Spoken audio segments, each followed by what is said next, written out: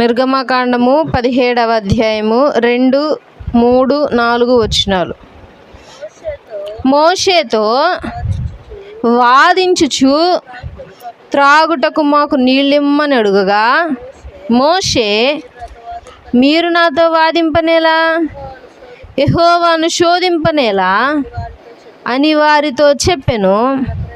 అక్కడ ప్రజలు నీళ్లు లేక దప్పికొని మోషే మీద సణుగుచూ, ఇందెందుకు మమ్మును మా పిల్లలను మా పశువులను దప్పిచేత చంపుటకు ఐగుప్తులో నుండి ఇక్కడికి తీసుకొని వచ్చితివనిరి. తర్వాత అప్పుడు మోషే యెహోవాకు మొరపెట్టుచు, ఈ ప్రజలను నేనేమి చేయుదును?